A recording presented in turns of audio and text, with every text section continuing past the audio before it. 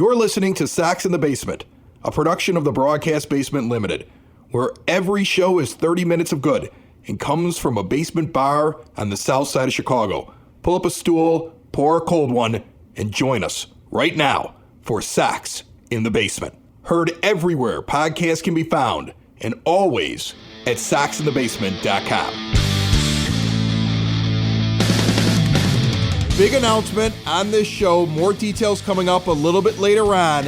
We are going to be live at the Red Palm in Evergreen Park Thursday, May 9th. A live recording of Sox in the Basement. You and your friends, come on out. Be part of the show. Let's talk White Sox. 3020 West 95th Street in Evergreen Park, Illinois on the south side. Thursday, May 9th. We're going to talk about it a little bit more later on in the program. Maybe after we talk to a big White Sox prospect that you may not have heard of unless you've listened to this show. That is on the way. And my guy Dave, back at the 9-foot homemade oak bar. I'm glad you're back. Hello. Because I miss you when you're not here. And I do. Like, I did the whole show by myself last week. And, you know, I could do it. It's not something I like to do. Okay. You know what I'm saying? Like, you mean you don't like to talk constantly? Really? Yeah, exactly. I was able to fill a half hour with no problem. Just stream of consciousness, I was able to do it. And I had a few people who wrote some nice things and said, hey, it was pretty cool how you were able to pull that off by yourself. I appreciate it, but I think we all enjoy when Dave gets angry and yells and shouts. And I did have a couple of comments good. Get about your last comments in week's show. because you're gonna give some comments on what I said last week. Yes, real quick. And then I want to do a real quick recap of what happened this week that I think ties in nicely, hopefully, with what you said. Go ahead. So, the Forbes article. The 5th most profitable franchise in baseball? No way. I don't buy it. I don't buy it for a second. Not based off of the ticket sales, based off of the attendance, and based off of what they're charging. Dude, you can go to a baseball game at whatever the hell they're calling it now.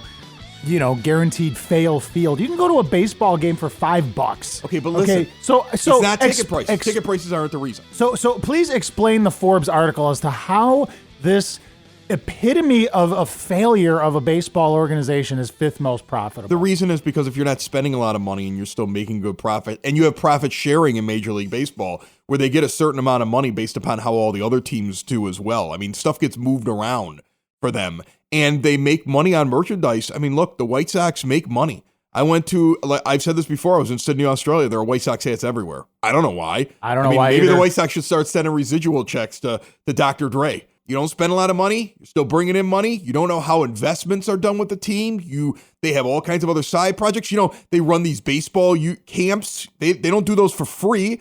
The organization as a whole makes money in a major market. That's the only. Amazing. Look, they make money. Now, real quick, my other comment goes to the article, which I did not read, about how you're going to comment on something you did not read. No, but based off of what your comments on it.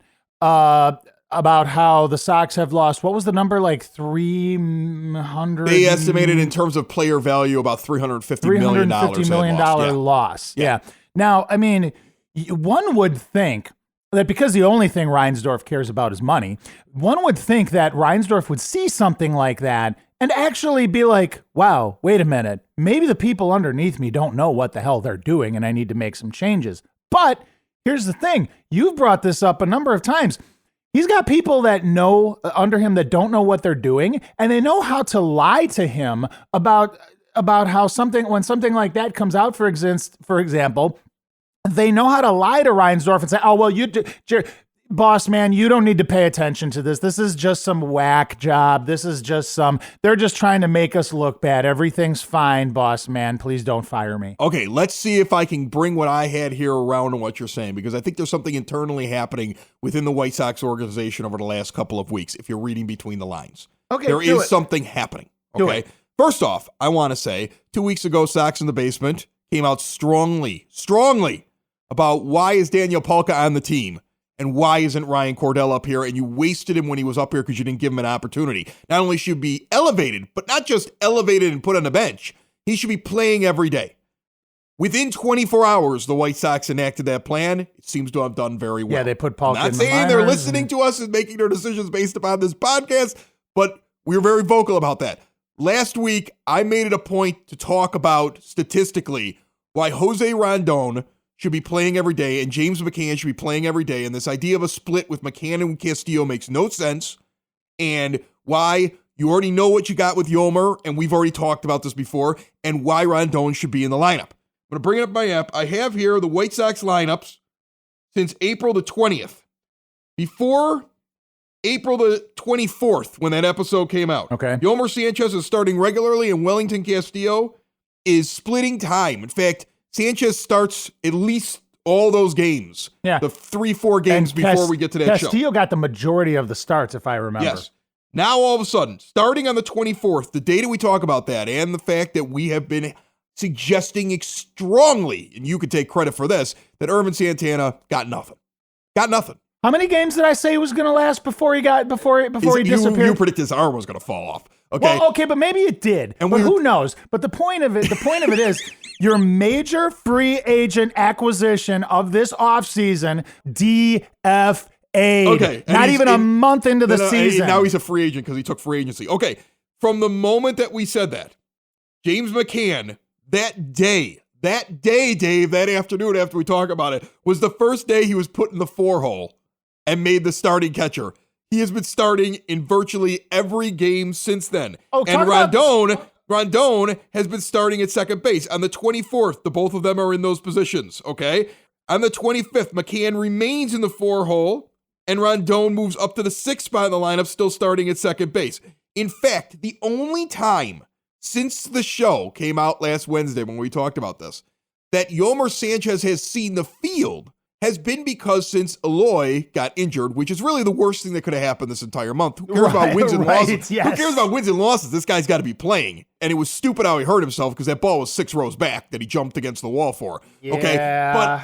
But the thing is, ever since then, the only time Yomer's getting in the game is when Ricky tries out Rondon in the outfield so he doesn't have to play Adam Engel. So in reality, Sanchez replaced Engel in the lineup that day. See what I'm saying? Yeah. That day, Sanchez replaces Engel, and they do a little switch around and stuff like that. But Rondon has been the starter for a week now. And McCann has been the starter for a week now. And McCann is tearing the cover off the ball. Rondon is giving you more than what Sanchez did. He did not have a great last 7 days. He's only got a 600 OPS, and he's hitting about 200. But he's still giving you more than what Yomer Sanchez was giving you, and for the season giving you much more than what Yomer Sanchez was giving you. And can we talk about the Ryan Cordell thing? Because Ryan Cordell, the first day, the day that happened, he comes up, it was the Detroit game, I think it was. He comes up, he hits a home run, he goes something like 3 for 4 with 5 RBIs. I don't know what the stats were, but he had an amazing game that day. Right.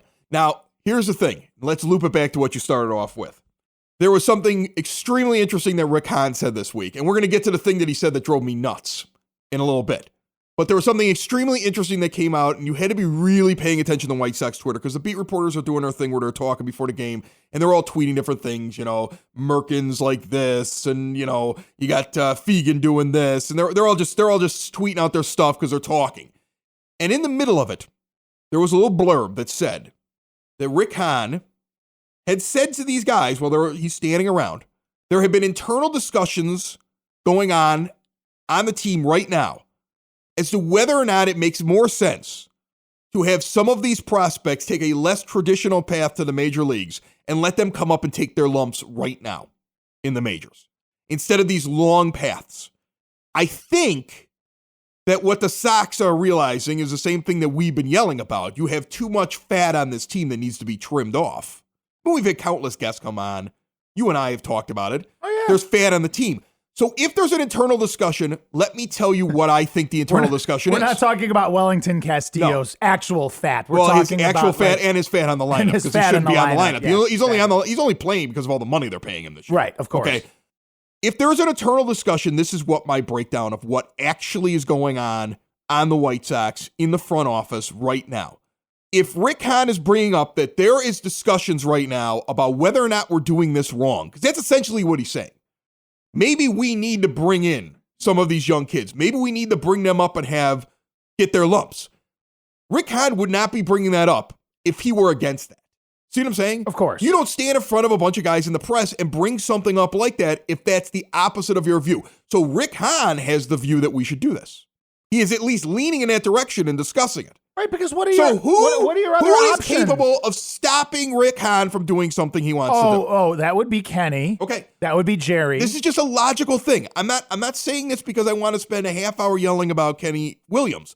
But if Rick Hahn is in the press telling you that there are discussions going on within the team that we think that maybe we're taking too long with some of these guys and maybe we should bring them up and have them play, he doesn't bring that up if he's against it. And there's only one guy, if they're against it, that could stop Rick Hahn from doing it. I think right now the White Sox are at a crossroads.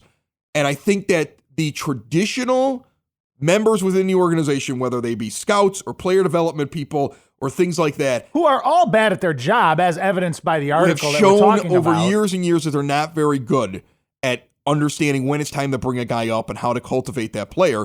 And then there have to be people that are in Hahn's camp because Hahn would not have picked that. He doesn't say that if he's against it. No. You don't come on, you don't go in front of a bunch of people. You don't go, if you work in an office building, you don't walk in, like I was a supervisor in a couple different places that I worked in. You're a boss, you own a company, okay? You don't tell the people that are around you or people within the building Or customers. about something that is going on within the company that you don't agree with. You don't say, hey, these people have this great idea. If you don't agree with the great idea, you don't bring up the great idea at all because you're against the idea. You see what I'm saying? So I think Hahn is open to and openly trying to convince others or decide which guys he wants to do it with, but guys have to be moved around, and he wants to see this young talent come up, and he wants to start playing them whether or not that was originally what the plan is. Because think about it, Dave. If your ownership has demonstrated to you after a long off season that there is a limit to how far they will open up their wallet in free agency, and you now understand that free agency is not going to even that be a thing anymore. that the market has changed like we've talked about, and finding out who these guys are and locking them up while you can into these longer term contracts that eat up their arbitration the first few years of free agency seems to be the thing that a lot of people are doing. I mean, what they did with Jimenez is the same thing that a lot of other teams have done with their young talent over the last couple of years, especially in the last couple of months. So if you see that as a general manager, the next logical step is to say, I want to see what I got. Some of these guys in single A need to be in triple A. Some of these guys in triple A and double A need to be in the majors. And some of these other guys on my 40-man roster that we've already gotten a look at need to be DFA'd and we need to let them go. Socks in the basement. Socks in the basement. Socks in the basement. Joining us on the phone line right now on Sox in the Basement, he's one of the guys that his name continually comes up over the last couple of months. Whenever I ask the question, who's a guy down in the minor leagues that we don't hear enough about that could eventually be a part of the White Sox regular rotation? Jimmy Lambert is on the phone from Birmingham AA, the Barons out there. How are you, Jimmy? I'm doing well. How are you? I'm doing great, man. I really appreciate you giving me a call. I know that you guys just finished up a road trip. You got a day off. When I was 24 years old and I was living away from home, if I was on a day off, nobody was going to find me. Yeah, I appreciate you guys having me on. Definitely. You got big news today. You get Lewis Robert coming to your team. Did you hear about that yet? Yeah, that's definitely been the buzz around the team all day today. Have you played with him before? Have you ended up on the same team with him at some point during your journey? It's kind of hard to keep track of where you guys are. Yeah, so when he first got to Winston last year, I want to say I played with him for maybe a week, and then I came to Birmingham. But, I mean, in that week alone, I saw, basically... you just watch him shag BP, and it's pretty incredible. I mean, the guy is just one of the best athletes I've ever seen on a baseball field. That's exciting for a White Sox fan to hear because I think a lot of us, we want him here as quickly as possible. We've heard a lot of great things about him. But I want to tell you this, and this is the honest truth. I've asked this question to a couple different guys that cover the minor leagues, and this is what I've asked them. I said, if I name off the 5 White Sox presumed starters in the rotation, your Carlos Rodon, Reynaldo Lopez, and Lucas Giolito that are already up here. Your Michael Kopech, who's injured but is expected to come back and be a big part of the rotation. And, of course, Dylan Cease, whoever he's talking about, is going to be a part of the rotation. 5-man rotation, that's 5 spots. I've said, who's the guy that's going to sneak in there and take one of those spots in the near future?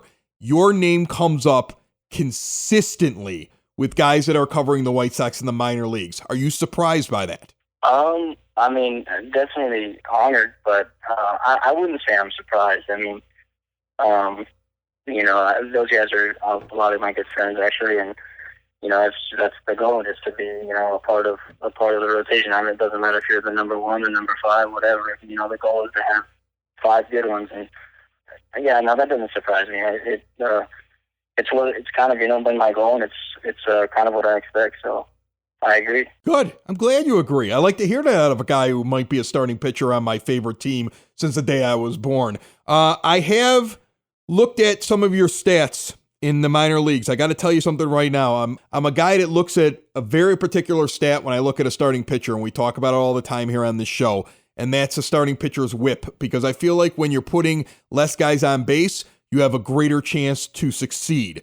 I've noticed that from single A ball or low A ball to high A ball, you improved on your whip slightly. You made a vast improvement as you went to double A ball. So as you're moving up, you're keeping less guys on base. I mean, less and less guys are reaching base for you. Is that part of your development? Is that something the White Sox as an organization talked to you about? Do they have like an organizational philosophy? Where does that come from, that improvement? I wouldn't say it's like something that is specifically talked about in the organization. I mean, but it's one of those things where, it's obviously, hits and walks combined, and obviously you're trying to limit hits and you're trying to limit walks, especially the walks. So for me, I've always been a guy who, I don't necessarily throw 98 or 99 like a Cease or a Kopech or even like Lopez, a couple other guys that you named. But so for me, if I can limit walks as much as possible, I know that gives me my best chance. And I mean, as I've moved up, I've made a lot of changes and with some analytical data and stuff, and I think that's helped me to limit the hits. So I feel like I've always kind of not walked too many guys, and that's one of the things that I pride myself on, is throwing strikes. And then as I've moved up, I think my stuff's gotten a little bit better in that and whatnot, but some of the changes that I made, I think, has helped me to limit the hits, and then, that kind of leads to a lower whip. And like you said, I mean, it's one of the most important stats. I think it's, if you have a low whip, you should have a low ERA. If you have a high whip, you should have a high ERA. Obviously they kind of go hand in hand. Yeah, exactly. Now, the one thing I've always been curious about, and maybe you can shed some light on it, but as a Sox fan, I'm a baseball fan first. I watch MLB Network. I read everything I can online. I try to absorb everything about the game. I love the game. And one of the things that I've noticed over the years is that you'll get pitchers that will come from one organization, go to another, and will mention that organization has some sort of organizational philosophy that is different from where they came from. One of the guys that sticks out to me is Garrett Cole, pitcher for the Pirates, goes over to the Astros and immediately talks about how they like certain types of pitches or certain ways that they approach batters. Do the White Sox have that kind of philosophy, and does that get talked about at the minor league level? I don't know if we necessarily like certain pitches, but especially in the last couple of years, I feel like they kind of let the pitch, whatever's best for that certain pitcher. And for me, specifically, I mean, in A ball in my first year, I was throwing a lot of 2-seam fastballs, and it's kind of like the Astros, for instance, they like 4-seam fastballs because it plays better for most of their arms, and that's kind of the way it was for me. So I was throwing 2-seams not knowing that it was not as good of a pitch for me as my 4-seam. And so I wouldn't say the White Sox like certain pitches better, but they help you to throw the right pitch for you. And that's definitely something that they've helped me with, not only with my fastball, but also helped me to develop the curveball that I have now, and via the slider and also the changeup. So yeah, I mean, like I said, I wouldn't say it's like, okay, you have to throw this pitch, you have to throw this pitch. They just help to do what's best for you. So it could be different for every guy. One of the things that we're talking about this week is that Rick Hahn, general manager of the White Sox, said in one of those like pregame things where he's talking to the press, he made an inference that there's discussions going on amongst the team, amongst the brass, that some of the younger guys that are down the minor league system may need to come up and just take their lumps at the major league level. like the idea of waiting until you're a finished product may not be the best way to go.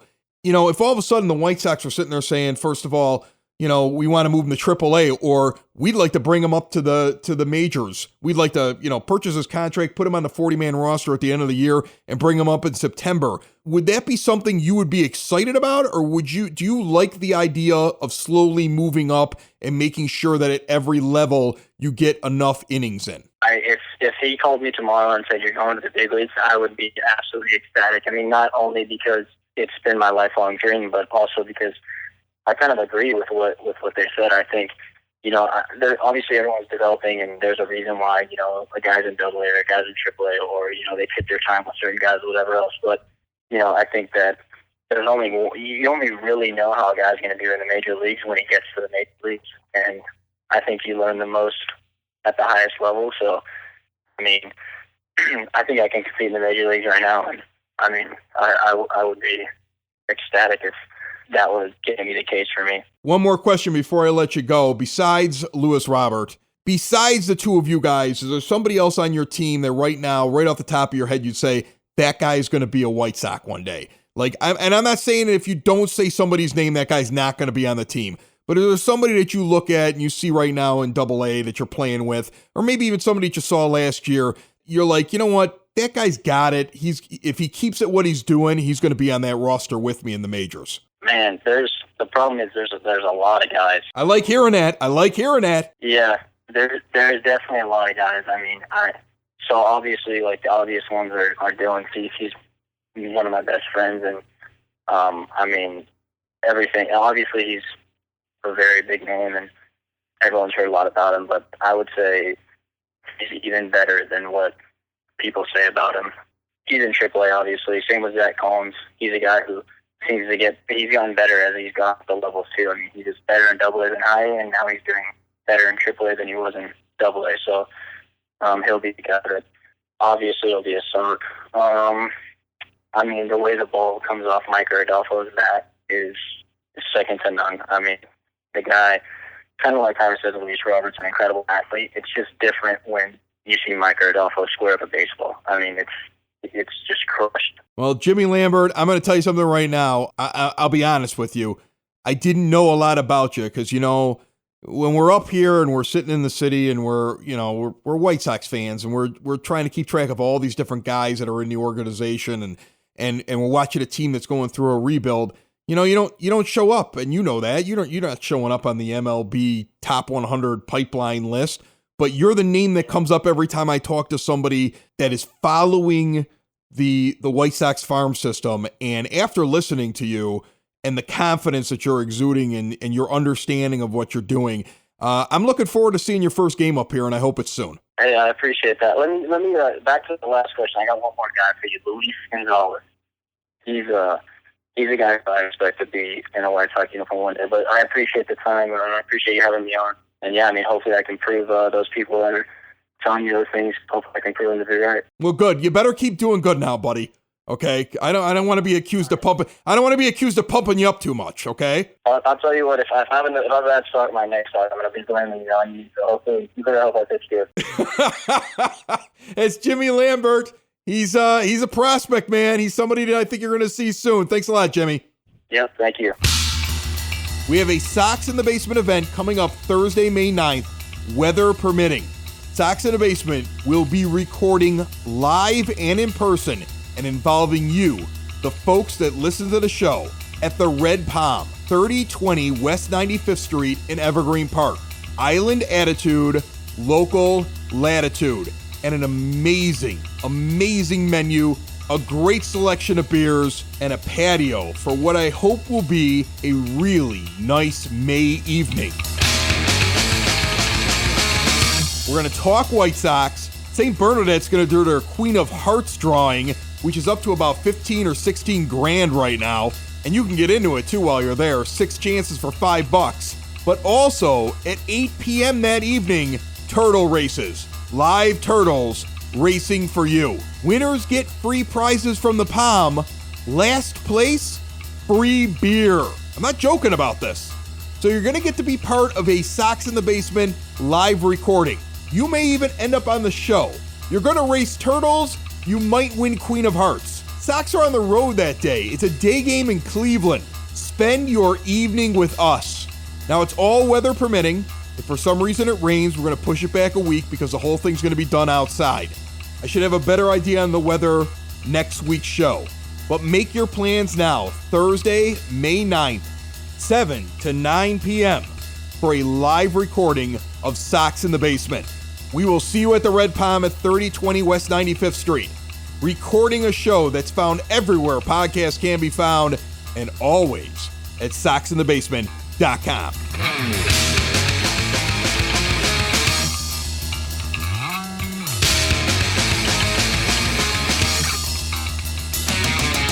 I have Rick Hahn's quotes right here from the Chicago Sun-Times the other day. The record is not what we want it to be.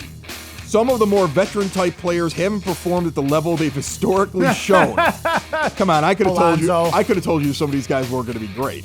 A handful of our other more veteran types haven't got off right, which has probably had a greater impact on our wins and losses than we would have originally anticipated. Listen here, Rick.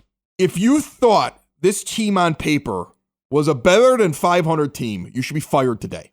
Yeah, you should be fired today, Rick. When I hear Rick Hahn say that, to me, at least I hope that what that is I really hope that that's just lip service for the fans. You know, I really hope that that's just him trying to tell the fans that he and the upper management actually do still care about what's going on the field, win-loss record-wise. I don't buy it, Chris. I don't buy it for a second. To me, it just sounds like he's saying that just because, you know, the team sucks and he's still trying to keep people on board with what they're doing. And it, to me, it just sounds like a company line. So I wouldn't read too much into that, but you're right. If he actually believed that this team was going to be, you know, an above 500 team or a wild card contending team, come on, really? Hey, you know, it's been a rough month or so, and we wish we would have been better, and we thought we were going to be better, and we think these guys are going to do well, and if only this guy was hitting, if only that guy was hitting, we'd be doing a lot better.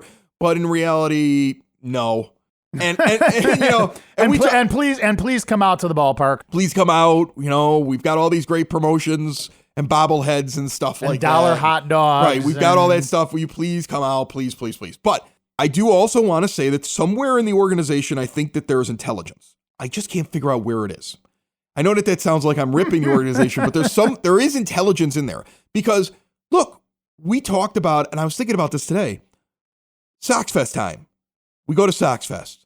The opening ceremonies. They do their big promotional video. We talked about this at length on this podcast. They do the big promotional video, and they're featuring certain players in the video. James McCann's all over the video. Right, Wellington Castillo's nowhere to be found. Not. In fact, to the point where I was wondering whether or not he was even going to make the team.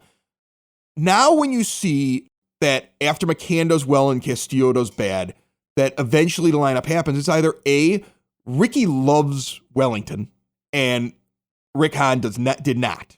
And so when the promotional department came and said, we want to make this video, and they talked to the people from the front office that are making the decisions, they go, who's going to be featured prominently? And they're like, well, it's going to be more McCann and it's going to be Castillo, because that's what our theory was. Okay. Right. Eventually, Ricky learned that, you know, his guys, Yomer and Wellington, are not the guys. We're talking about Renteria, just to clarify. Right, we're not talking about Rick Hahn. We have two Ricks. Okay. Yes. I always go with Ricky and Rick. Okay, just to clarify to the listeners. Okay. So you have now a lineup that makes more sense based upon that promotional video. A little bit more. So is it that Ricky Renteria was against the original plans because he had guys that he was in love with? Or were guys that he wasn't in love with forced upon him and Rick Hahn by the penny pushers? Well, by the people that want to justify bad moves.